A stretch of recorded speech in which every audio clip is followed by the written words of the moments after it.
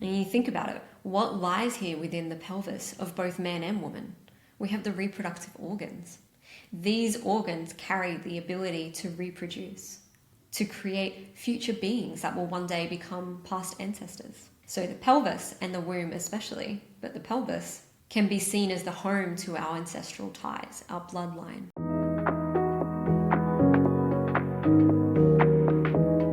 Your pelvis is the home of your ancestral ties. Your hips are the doorways to new pathways, and your thighs are the very pathways that lead to new beginnings. Welcome to Monday Movements. I'm going to take you through the psychosomatics of the pelvis, hips, and thighs. So the upper legs and the hips. We've already covered the knees and the lower legs in a different episode earlier on. I'm going to link it to this video. But for today, we're going to focus on the pelvis, hips, and thighs. Also related to this area, we have the womb. So I've done psychosomatics and a somatic practice on the womb space specifically. So I'm going to link that to this video as well. But for now, we're focusing on the pelvis, the hips, and the thighs, the region of our body that is linked to ancestral scars, mirrors and wounds, and unclear pavement. These three key links are kind of the breakdown of all three areas, where we have ancestral scars linked to the pelvis in terms of psychosomatics. We have mirrors and wounds linked to the hip joints themselves, and our thighs represent the unclear pathways. I'm going to break down those three key links so that we can see how it all pairs together in this particular area of the body, the pelvis down to the upper legs, the thighs. Let's go. Starting with our pelvis and the ancestral scars. The reactivity behind ancestral patterns lies within the pelvis. The specific reactivity in the pelvis is bracing. It's this bracing feeling. Bracing when life feels unstable on a foundational level. Our pelvic floor muscles, held within the pelvic bowl, within the skeletal case of our pelvis bones, our sacrum, our coccyx, our iliums on both sides, the pubic region as well. All these pelvic floor muscles brace when life feels unstable, guarding after ruptures in boundaries. And when it comes to the pelvis, this reactivity, this bracing of the pelvic floor muscles is a response from the very scars stored here from ancestral ties. And you think about it, what lies here within the pelvis of both man and woman? We have the reproductive organs.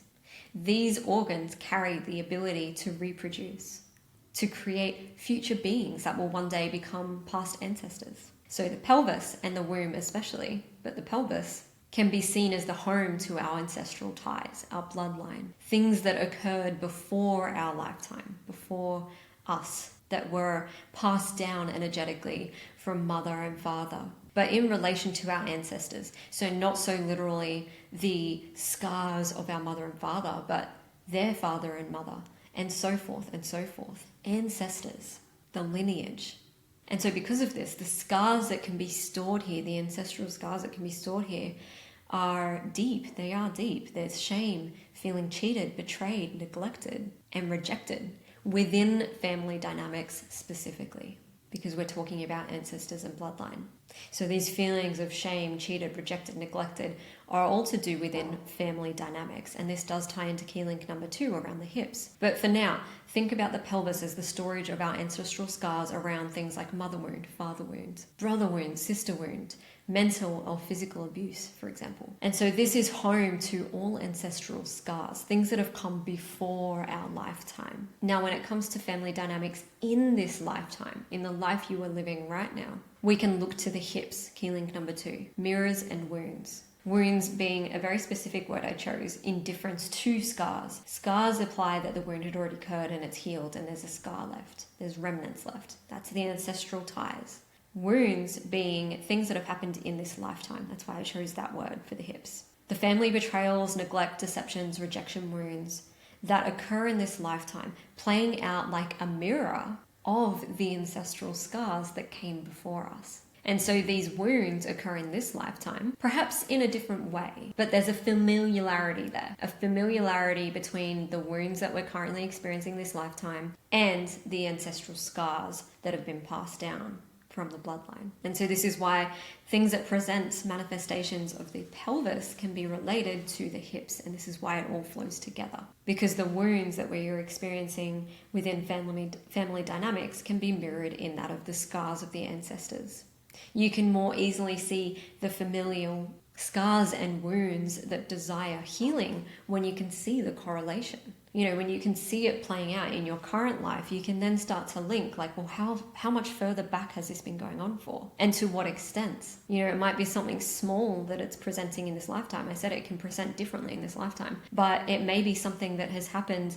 Maybe it looks slightly different, like a different way, but it's still the same dynamic. It's still the father wound or the brother wound or betrayal or abuse in some kind of way. There's still some kind of wounding there that had happened in the past. It's that mirror so that we can easily see it, so that it can present to us more clearly.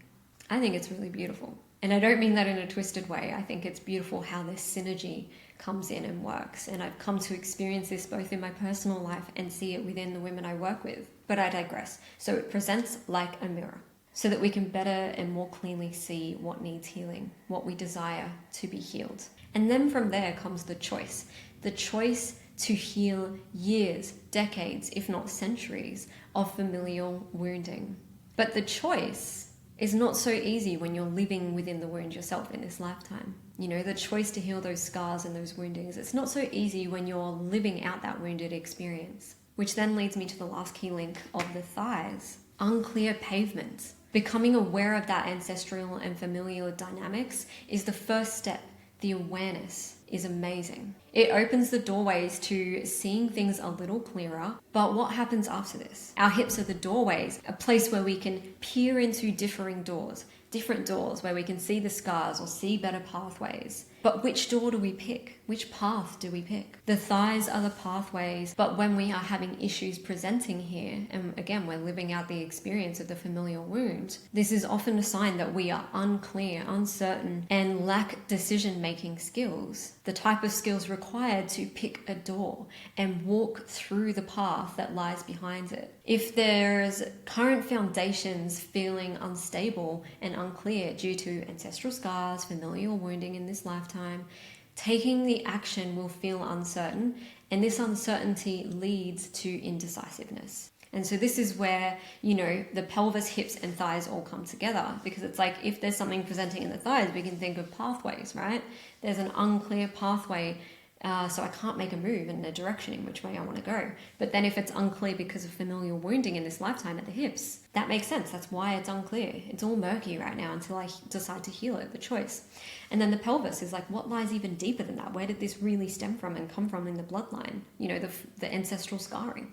So you can see how it all links together and plays out, which is why I very specifically chose to put pelvis, hips, and thighs together. It's pretty cool. And so if you're piecing this all together as you listen to this and wondering, that's interesting, how can I work further with this? I'm going to be releasing a practice on the pelvis, hips, and thighs in the next episode, which is going to help facilitate and invite some processing through the pelvis, hips, and thighs for you. Until then, I'll leave you with 3 questions to percolate, starting with the first question. What familial dynamics am I avoiding stepping into or stepping out of?